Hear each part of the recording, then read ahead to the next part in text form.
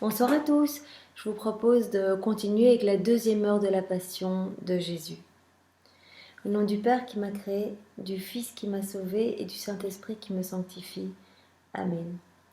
Seigneur, je me prosterne devant toi et je viens avant toute chose te demander pardon pour toutes les offenses que tu reçois tous les jours de toutes les créatures, passées, présentes et futures. Vraiment, et mes offenses, Seigneur. Je te demande pardon pour ces coups de poing, ces coups de pied, ces flagellations, ces couronnes d'épines, ces clous, tout ce que nous te faisons par nos mauvaises actions, nos mauvaises pensées, nos pensées d'orgueil, par nos mauvais pas, par nos mauvaises paroles, par nos mauvais comportements, même au sein de ton Église, Seigneur, même quand nous sommes là pour t'aimer et te prier, parfois par ignorance, nous t'offensons par nos comportements. Bien Seigneur, avant de commencer, vraiment infiniment pardon. J'implore ta miséricorde sur chacun de nous et j'implore ton pardon sur tous nos péchés et sur toutes nos fautes de faiblesse, ignorance, négligence et tous nos péchés, vraiment quels qu'ils soient, Seigneur. Sois miséricordieux envers nous, pardonne-nous, Seigneur. Je te demande vraiment de bien vouloir m'admettre à la méditation douloureuse de tes 24 heures et en particulier de la deuxième heure de ta passion où tu quittes ta maman et tu te diriges vers le cénacle. Je veux vraiment être près de toi, Jésus, te consoler, mettre mes pas dans tes pas pour t'accompagner sur ce chemin, là où tu vas marcher avec tes apôtres pour te rendre vers le cénacle. Donne-moi de l'aide, de l'amour, donne-moi ta compassion, Seigneur, et la compréhension de toutes tes souffrances pendant cette heure de ta passion que je vais méditer. Et pour toutes les heures que je ne peux pas méditer, je voudrais t'offrir l'intention que j'aurai de méditer sur elle. Et j'entends les méditer intentionnellement toutes les heures où je suis contrainte de faire autre chose ou de dormir. Accepte vraiment, Seigneur, cette intention d'amour et, et fais qu'elle me profite et profite à tous les hommes comme si j'avais effectivement et saintement médité toutes ces heures pour toi, pour te consoler. Si j'avais effectivement et saintement été près de toi, et si je t'avais pris dans les bras et je t'avais consolé à chaque instant, et que j'avais réparé avec toi, Seigneur. C'est ce que vraiment, c'est mon intention d'amour et c'est ce que je voudrais faire jusqu'à la fin de ma vie pour être près de toi, Seigneur. Je voudrais, Seigneur, te rendre grâce et te bénir de à chaque fois par l'union via la prière, tu m'appelles à venir près de toi et à vivre ces moments douloureux avec toi. Je te dis merci et je viens me plonger complètement dans ta divine volonté. Je viens prendre ton amour, ta divinité, ta volonté, ton humanité, tout ce que tu es, Seigneur, pour pouvoir vraiment m'ouvrir à cette heure de ta passion et que tu puisses à travers moi en redistribuer les fruits pour l'humanité entière. Je demande à Marie, notre maman du ciel, de bien vouloir m'accompagner également et de me donner son amour, sa tendresse, tout ce tous les baisers qu'elle a donnés à son fils, de me donner vraiment la compassion pour son enfant. Et je demande à mon ange gardien également de m'accompagner pendant cette heure de la passion de Jésus. En l'honneur de mon ange gardien, gloire soit au Père et au Fils et au Saint-Esprit, comme il était au commencement, maintenant et toujours, et dans les siècles des siècles. Amen. Marie, je veux aussi te rendre un honneur en faisant un Je vous salue Marie pour toi. Je te salue Marie, pleine de grâce, le Seigneur est avec toi. Tu es bénie entre toutes les femmes, et Jésus, ton enfant, est béni. Sainte Marie, Mère de Dieu, prie pour nous pécheurs, maintenant et à l'heure de notre mort. Amen. J'invoque aussi et j'implore le Saint-Esprit de venir nous accompagner chacun, toutes les personnes qui vont faire cette méditation, pour que vraiment Saint-Esprit vienne ouvrir notre cœur, vienne ouvrir notre intelligence, nos yeux, nos oreilles, notre bouche, pour que nous puissions entendre les paroles de vie, que nous puissions comprendre les souffrances de Jésus, nous ouvrir à sa passion et vraiment garder toujours dans le cœur tout ce que Jésus a souffert pour nous et pouvoir vouloir à chaque seconde de notre vie le consoler, l'aimer, réparer pour lui. Je te demande aussi, Jésus, vraiment une âme par mot, comme tu nous l'as promis. Et je fais cette méditation dans ta divine volonté, au nom de tous les hommes passés, présents et futurs, au nom des âmes du purgatoire, des âmes qui te sont consacrées, des âmes de pécheurs obstinés et des agonisants aussi, passés, présents et futurs. Donc toutes les personnes qui vont peut-être mourir cette nuit, ou qui vont faire leur dernier pas et vont avoir ce choix de la vie éternelle ou de la damnation éternelle. Bien Seigneur, pour elles, je t'offre cette méditation pour que tu les couvres vraiment de ta miséricorde, que Marie vienne elle-même les chercher, les prendre dans ses bras et les amener dans les bras de Jésus. Ne laisse aucune âme se perdre, Seigneur, que toute ma louange, mon adoration, mes bénédictions te soient offertes en leur nom, Seigneur. Je t'en prie, reçois ma prière. Donc la deuxième heure de la Passion de Jésus, de 18h à 19h. Mon adorable Jésus, alors que j'ai pris part à tes douleurs et à celles de ta maman affligée, je vois que tu te décides à partir pour aller là où la volonté du Père t'appelle. L'amour entre le Fils et la Mère est tel qu'il vous rend inséparables. Ainsi tu t'abandonnes dans le cœur de ta maman, et ta douce reine maternelle entre dans le tien. Sans cela, il vous aurait été impossible de vous séparer. Puis, vous bénissant l'un l'autre, tu lui donnes un dernier baiser pour lui procurer les forces dont elle aura besoin dans les cruelles douleurs qu'elle va endurer. Tu lui dis un dernier adieu et tu prends congé. Eh bien Marie, je veux vraiment être près de toi, au moment où ton fils chéri te quitte, et tu sais, toi qui es dans la divine volonté, tu sais qu'il va vers la mort. Tu sais que tu ne le reverras pas avant sa résurrection, qu'il va connaître les pires des souffrances, les pires des ignominies, le pire que l'homme soit capable de faire, il va le vivre. Il va être l'objet vraiment d'humiliation, de crachats, de méchanceté, jusqu'à la mort et à la crucifixion. Et ça, tu le sais, Marie, et je veux vraiment te prendre dans mes bras dans ce moment déchirant où tu dois quitter ton enfant. On peut imaginer la souffrance que tu ressens. Et je veux te couvrir de toutes les bénédictions de Jésus.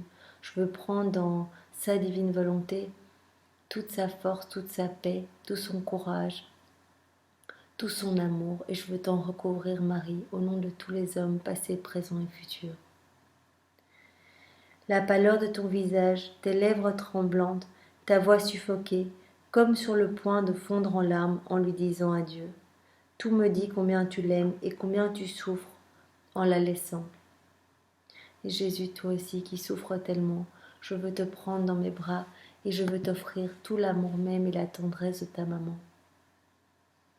Et je veux le faire au nom de tous les hommes, de toutes les créatures, au nom de nous tous qui t'offensons tous les jours. Je veux réparer et je veux changer nos offenses en cris de louange et d'adoration, en tendresse. Je veux t'offrir toute la tendresse de ta maman au nom de tous, pour que tu te sentes aimé et réconforté de toutes les générations passées, présentes et futures.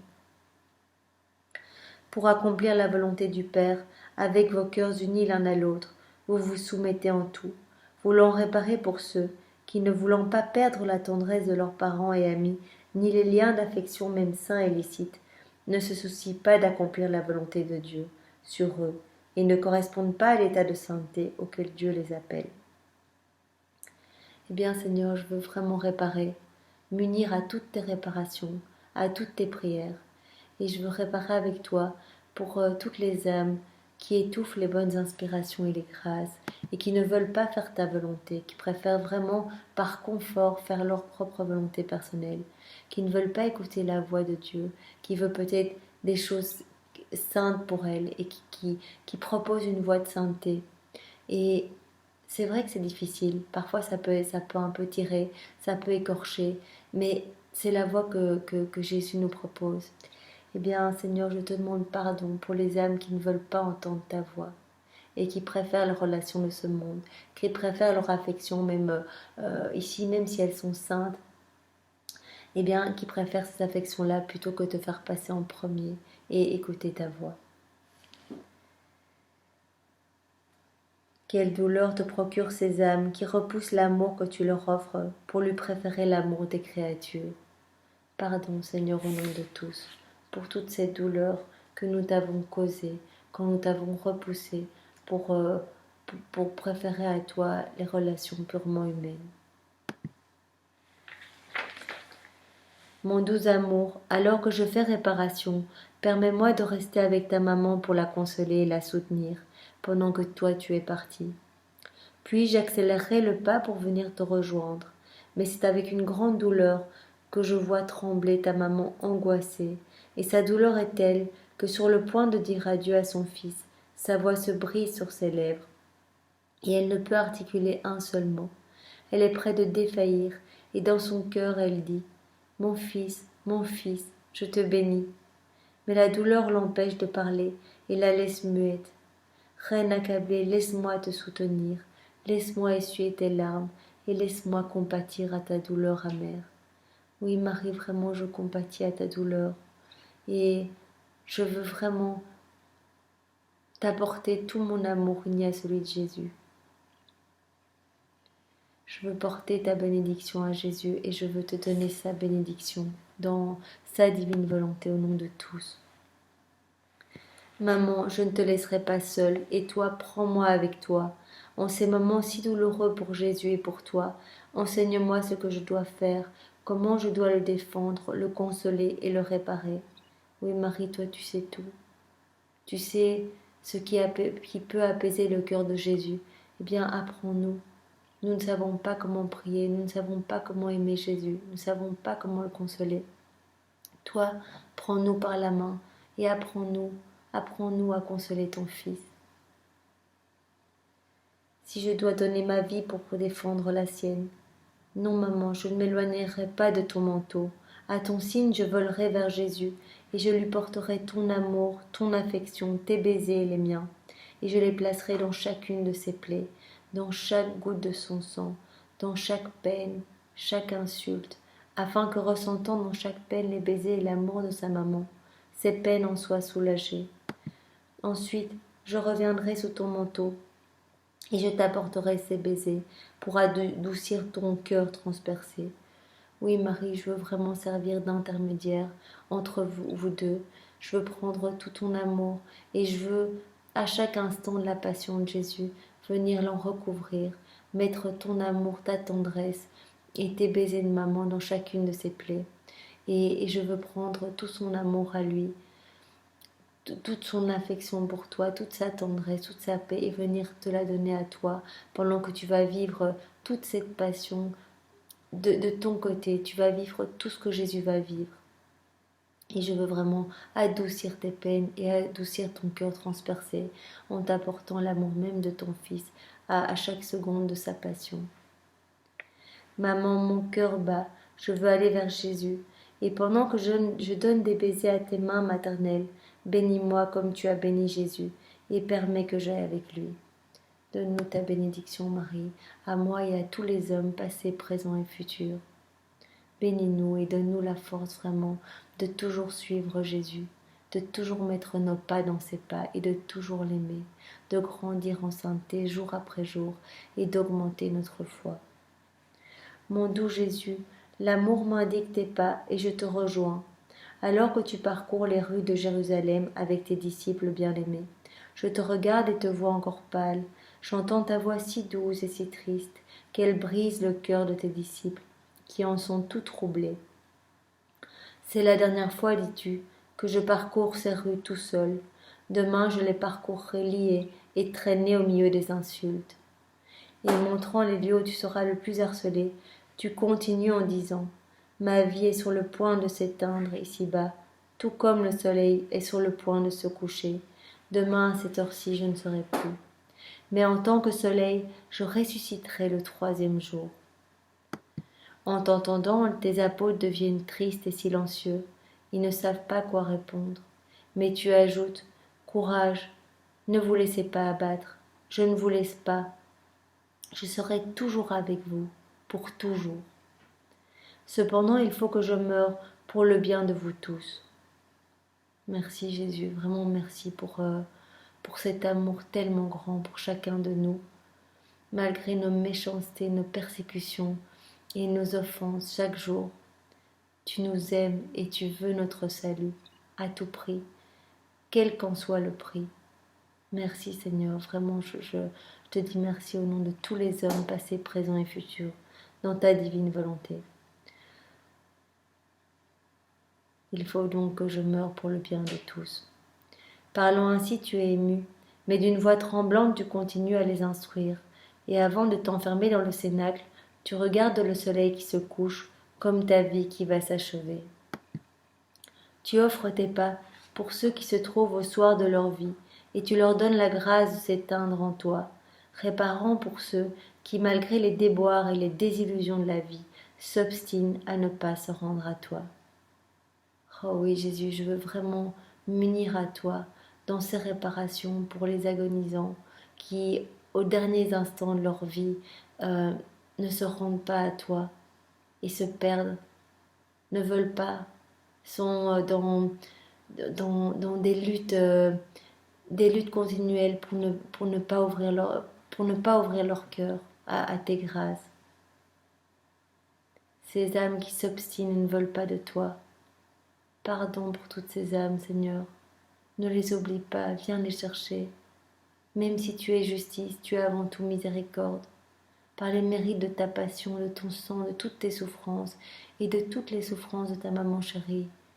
Viens les chercher toi-même ou mets-les directement dans les bras de ta maman. Demande à ta maman d'aller les chercher et de te les amener. Que ces âmes, en voyant vraiment le visage de Marie, tout doux, plein d'amour, plein de paix, puissent vraiment briser la glace de leur cœur et se rendre à toi. Tu regardes de nouveau Jérusalem, le centre des prodiges et des prédilections de ton cœur. C'est Jérusalem qui en retour prépare ta croix et aiguise les clous pour accomplir le déicide.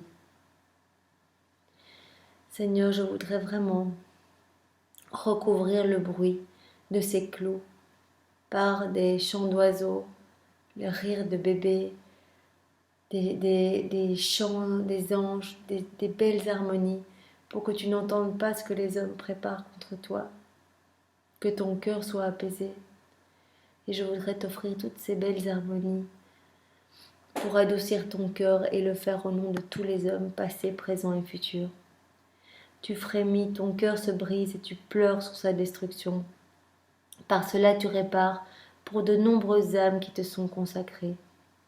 Avec beaucoup de soin, tu essayais de les former à ton amour, mais celles-ci ingrates et ne répondant pas à tes attentes te font amèrement souffrir. Oui, Jésus, je suis très touchée par cette réparation pour les âmes qui te sont consacrées. Je crois que c'est vraiment important qu'on s'unisse tous à toi dans ces prières-là et dans cette réparation-là. Vraiment, offrons toutes nos prières et unissons-nous à toi chaque jour de notre vie pour réparer pour tous les religieux qui t'offensent. Ces âmes que tu as appelées pour te tenir compagnie, pour te soulager dans tes souffrances, pour essuyer tes larmes, pour panser tes blessures. Bien ces âmes courent après les plaisirs futiles du monde et n'ont peut-être même plus foi en ta présence dans l'Eucharistie. Bien Seigneur, moi je veux vraiment t'offrir tout mon amour en leur nom. Je veux te louer, te bénir, te glorifier, t'adorer au nom de toutes ces âmes consacrées qui t'ont délaissé. Je veux m'agenouiller à tes pieds, Jésus, en leur nom. Je veux t'embrasser et je veux te donner ma vie en leur nom. Et je veux t'offrir ton propre amour et tes propres adorations, tes propres louanges, tes propres bénédictions. en leur nom, Seigneur. Je veux te dire que je crois en toi, je crois en ta présence dans l'Eucharistie. Et je veux le faire en leur nom, Seigneur, pour toutes les offenses que tu reçois parfois de ces âmes qui te sont consacrées et qui t'abandonnent. Je veux vraiment réparer avec toi, Jésus, pour réconforter ton cœur déchiré. Je te vois horrifié à la vue de Jérusalem, et détournant ton regard, tu entres au cénacle. Mon amour, serre-moi contre ton cœur, afin que je fasse mienne ta tristesse, pour l'offrir avec toi, et que tu regardes avec pitié mon âme, et en répandant en elle ton amour, bénis-moi. Ainsi soit-il. Réflexion pour cette deuxième heure. Jésus se sépare rapidement de sa maman, bien que son cœur infiniment tendre en soit déchiré. Est-ce que nous sommes aussi prompts à sacrifier pour accomplir la volonté divine, même nos affections les plus saintes et les plus légitimes? Est-ce qu'on fait passer Dieu en premier ou nos affections purement humaines? Ces derniers pas, Jésus ne les faisait pas sans but. Ce faisant, il glorifiait son Père et réclamait le salut des âmes. Et nous, dans notre propre marche, nous devons essayer d'avoir les mêmes intentions que Jésus, nous sacrifier pour la gloire de Dieu et le bien des âmes. Ça devrait être notre unique but dans la vie, glorifier le Père à chaque seconde de notre vie et ramener des âmes à Jésus. Lui ramener des âmes, réparer, demander pardon au nom de tous, consoler Jésus. Nous devons même imaginer que nous mettons nos pas exactement dans les pas de Jésus. Jésus ne marchait pas dans le vide. Il prenait les pas de toutes les créatures et y réparait pour tous les mauvais pas, rendant au Père la gloire qui lui est due, d'abord, puis la vie aux créatures égarées sur de mauvais chemins, pour qu'elles puissent cheminer à nouveau sur la bonne route. Donc Jésus, en premier, rendait gloire à son Père. En refaisant tous nos pas, tous nos mauvais pas, il les prenait dans ses pas à lui, il les refaisait et il réoffrait tout ça au Père pour le glorifier, parce que c'était la gloire que le Père aurait dû recevoir dès le début, lorsqu'il nous avait créés, vraiment à notre place d'enfants de Dieu, où nous aurions dû marcher uniquement pour glorifier Dieu, parler uniquement pour glorifier Dieu, faire des actions avec nos mains uniquement pour glorifier Dieu. Et ces pas, ici c'est un exemple avec les pas, mais il a refait toute notre vie, de chacun d'entre nous. Et donc là, il a repris les pas de toutes les créatures, il les a mis dans ses propres pas, et en marchant, il a refait tous nos pas, nos mauvais pas qui partaient ailleurs, qui n'allaient pas vers Dieu. Il les a refaits pour rendre au Père ce que nous aurions dû offrir au Père, la gloire que nous aurions dû donner au Père. Et après ça, il a travaillé pour refaire nos vies, pour notre salut. Mais en premier, c'était pour glorifier son Père. Donc essayons vraiment à l'image de Jésus vraiment de toujours glorifier le Père en toute situation, de le remercier et d'être dans une attitude vraiment de reconnaissance et d'amour. Ainsi ferons-nous de même, nous aussi, en mettant nos pas dans ceux de Jésus, unissant nos intentions aux siennes. Quand on est dans la divine volonté, on unit toutes nos intentions à celles de Jésus. Et on refait exactement ce que fait Jésus. Et ça lui permet dans la divine volonté de venir agir en nous et que nos actes deviennent divins, que nos paroles deviennent divines, que nos pas deviennent divins, puisque c'est lui-même qui vient faire tout ça en nous. En chemin, sommes-nous modestes et recueillis de façon à servir d'exemple aux autres? Oui. Est-ce que notre comportement peut inspirer les autres, peut donner envie aux autres d'aimer Jésus? Pendant que Jésus marchait, affligé, il adressait de temps à autre quelques mots aux apôtres, en leur parlant de sa passion toute proche. Et nous, est-ce que dans nos conversations, de quoi parlons-nous? Est-ce qu'on parle de Jésus quand l'occasion se présente? Est-ce qu'il y a des conversations futiles? On défend Jésus, on ramène son saint nom? Qu'il y a des choses qui peuvent blasphémer? Est-ce qu'on corrige? Est-ce qu'on demande pardon? Est-ce que on affirme que Dieu est notre sauveur, notre créateur? Est-ce qu'on lui redonne sa juste place? Jésus, plein d'amour, en voyant les apôtres tristes et découragés, essayait de les réconforter. Et nous, est-ce que dans nos discussions, on a l'intention de réconforter Jésus? Cherchons-nous à faire la volonté de Dieu en insufflant aux autres l'esprit de Jésus-Christ? C'est la volonté de Dieu qu'on évangélise, qu'on parle de lui, qu'on fasse s'étendre le règne de la divine volonté. On le dit dans notre Père, que ta volonté soit faite sur la terre comme au ciel. On le répète, c'est la volonté du Père, c'est la seule prière qu'il nous a enseignée.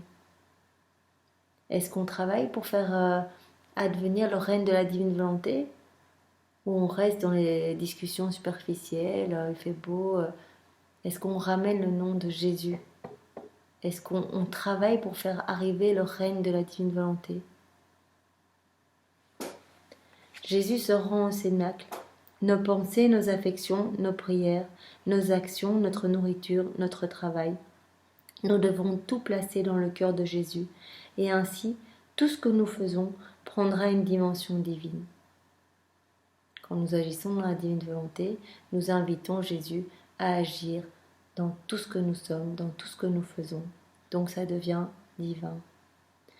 Mais comme il est difficile d'avoir toujours cette attitude divine, si notre âme ne peut que difficilement se fondre en lui, dans toutes les actions du moins, peut-elle y supplier de par sa bonne volonté. Nous devons vraiment toujours garder à l'esprit de demander à Jésus d'agir en nous. Même si, voilà, nous oublions parfois d'appeler Jésus, eh bien, il suffit de le vouloir. Si le matin, nous avons déjà confié toute notre journée et que nous essayons vraiment, de par notre bonne volonté, de confier, vraiment, de nous rappeler, voilà, je vais manger, Jésus, viens manger en moi, je mange dans ta divine volonté, eh bien, le Seigneur acceptera déjà cette intention d'amour pour rendre nos actions divines.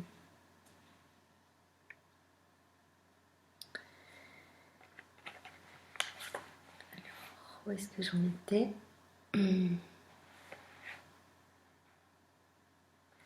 Quand l'âme se fondant en lui fait ses actions directement avec Jésus, le bon Jésus se sent tellement attiré par cette âme qu'il fera avec elle tout ce qu'elle fait et changera en quelque chose de divin l'action de cette créature. Tout ceci est un effet de la bonté de Dieu qui tient compte de tout pour que sa créature ne soit en rien lésée. Donc c'est un amour immense que Jésus a envers chacun de nous donner en fait la possibilité d'accéder à cette vie divine qu'il a déjà refait pour nous. Et juste en émettant l'intention de dire je veux faire ça dans ta divine volonté, eh bien comme il dit, le tour est joué, c'est-à-dire que ça enclenche directement entre guillemets la machine de la divine volonté et Jésus vient agir en nous. Même si on est une mauvaise personne, si on a l'intention de faire plaisir à Jésus, de le consoler, malgré nos faiblesses, il viendra agir en nous et il va venir épurer notre âme pour la dépouiller de tout ce qui n'est pas de lui. Donc si on en fait la demande avec un cœur sincère et plein d'amour pour lui, Jésus opérera le travail lui-même. Donc je vous invite tous, si vous ne savez pas très bien ce que c'est la divine volonté, etc., de faire la demande dans votre lit ce soir ou demain matin. Jésus, je ne sais pas très bien de quoi il s'agit, mais je veux faire ta volonté. En fait, je veux juste te faire plaisir et je veux porter de bons fruits pour toi. Eh bien, viens agir en moi et viens faire tomber peut-être les écailles de mes yeux, de mes oreilles, de mon cœur, pour que je puisse comprendre. Prononce ton ephata sur mon cœur pour que mon cœur puisse s'ouvrir, que je puisse recevoir vraiment tous ces enseignements que tu as donnés à Louisa Piccarreta, par exemple, que ça puisse venir s'imprimer dans mon cœur et que je puisse les mettre en pratique. Et apprends-moi toi-même, prends-moi par la main. Apprends-moi à vivre pour toi, par toi, en toi. Et il suffit d'avoir l'intention pour que Jésus soit, comme il dit, attiré par la créature au point qu'il a envie de la couvrir de son amour, de ses grâces et de tout faire pour elle en fait. Donc ça vaut la peine de faire cette intention avec un cœur sincère et une intention droite, de tout faire pour plaire à Jésus. Ô ma vie et mon tout, que tes pas dirigent les miens, et pendant que je foule la terre du pied, fais que mes pensées montent au ciel. Eh bien Jésus, cette heure, nous t'avons vraiment prié dans ta divine volonté. Tu nous as appelés pour te tenir compagnie et nous sommes venus. Et nous t'avons vu vraiment réparer et prier et rendre gloire au Père et désirer que toutes les âmes soient sauvées. Et nous avons essayé de te suivre parce que nous t'aimons et que nous voulons joindre toutes nos prières et toutes nos réparations aux tiennes pour que beaucoup d'âmes te reviennent et se repentent de leurs péchés. Et nous voulons vraiment maintenant, Jésus, te dire merci et te bénir. Oui, Jésus, vraiment merci, nous te le répétons 1000 fois. Et je voudrais au nom de tous vraiment que chaque battement de mon cœur soit comme 1 milliard d'actes d'amour pour toi, que chaque mouvement conscient ou inconscient de tout mon être soit 1 milliard d'actes d'amour pour toi, Jésus, et que ce soit un flot continuel de bénédiction, d'amour et de reconnaissance envers toi, Jésus, pour tout ce que tu as fait, pour tout ce que tu as souffert pour nous, pour toutes ces heures de la passion, mais aussi la passion dans ta divinité, parce que les 24 heures, ça ne concerne que sa passion dans son humanité, en tant qu'homme, mais dans sa divinité, il a souffert pendant 34 ans, depuis la première seconde où il s'est incarné dans le ventre de Marie, jusqu'à sa mort, il a souffert dans sa divinité des morts terribles, il vivait à chaque seconde des petites morts. Et il le dit lui-même que sa passion dans son humanité, les 24 dernières heures de sa vie, ça a été un soulagement comme un baume sur son cœur, parce qu'il savait que ces 24 heures-là, ça allait finir par le but à la limite de toute sa vie, sauver les âmes, glorifier le Père. Et il savait qu'à un moment, ça s'arrêterait. Tandis que dans sa divinité, c'était des souffrances immenses qui étaient infligées par Dieu lui-même pour refaire la vie des hommes. Donc vraiment, merci pour tout ce que tu as souffert dans ton humanité et dans ta divinité pour refaire toutes nos vies. Et quand tu as dit, voilà, tout est accompli, ça y est, il avait refait toutes nos vies. Il était passé par tellement de souffrances, tellement de morts continuelles, même quand il était enfant, pour tout refaire, nos pas, nos gestes, nos mouvements, tout ce qui n'a pas été fait avec Dieu a été refait. Parce que même si on a l'impression de faire des actions qui sont tout à fait saintes ou bonnes, si elles ne sont pas faites en union avec Dieu, Jésus a dû le refaire. Parce qu'il demande cette union à Dieu, en fait.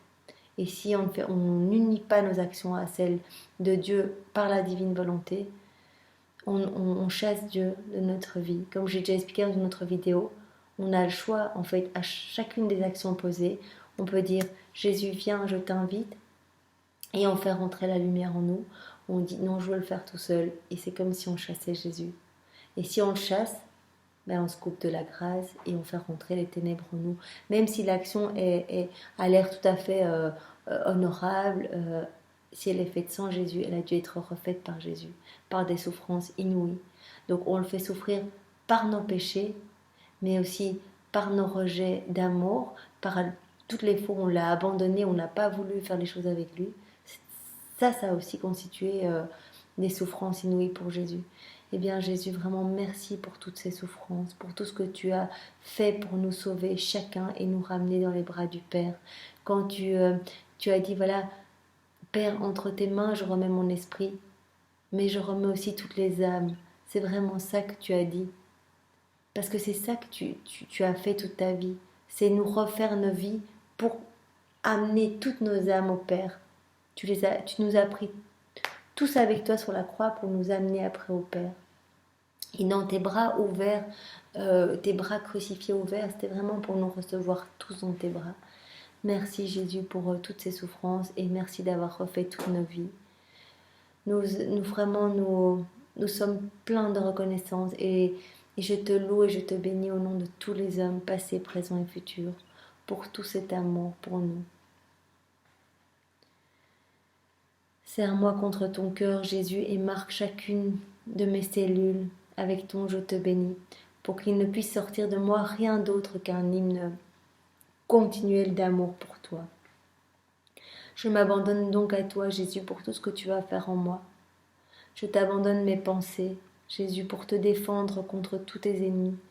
Je veux te donner tout mon amour pour te défendre et pour compenser tout l'amour que les hommes ne veulent pas te donner. Je veux te donner les gouttes de mon propre sang pour remplir tes veines. Je veux me prosterner devant toi pour te rendre tous les honneurs et les hommages que les hommes t'ont arraché et t'arrachent encore continuellement par leurs mauvais comportements qui sont comme des gifles, des crachats.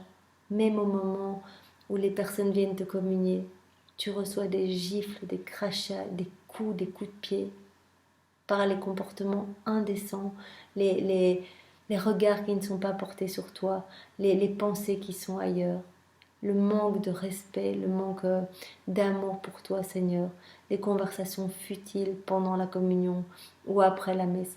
Vraiment, pardon pour tout ça. Mon doux amour, bien que je doive vaquer à mes occupations, je veux rester dans ton cœur. J'ai peur d'en sortir. Tu me garderas en toi, n'est-ce pas?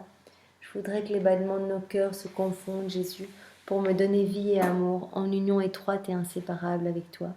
Jésus, si tu vois que je suis en train de te fuir, je te demande vraiment de venir me rechercher et de m'envoyer des flèches de feu d'amour, de venir faire battre mon cœur plus fort pour que, sentant vraiment ta présence et entendant ta voix, je me laisse attirer à cette union à toi et que je ne te laisse plus seule, Seigneur.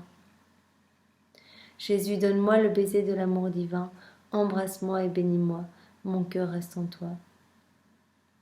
Seigneur, c'est vraiment au nom de tous que je t'ai prié cette heure de ta passion, que je t'ai accompagné et que j'ai uni toutes mes réparations aux tiennes.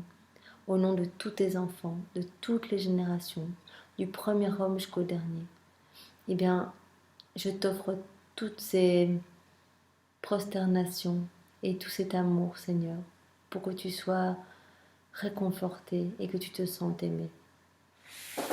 Au nom du Père qui m'a créé, du Fils qui m'a sauvé et du Saint-Esprit qui me sanctifie. Amen. Voilà, je vous souhaite une bonne soirée dans la divine volonté. On peut dormir dans la divine volonté. Dis Jésus, je dors dans ta divine volonté et tout notre sommeil devient une prière avec Jésus qui divinise notre sommeil. Bonne nuit.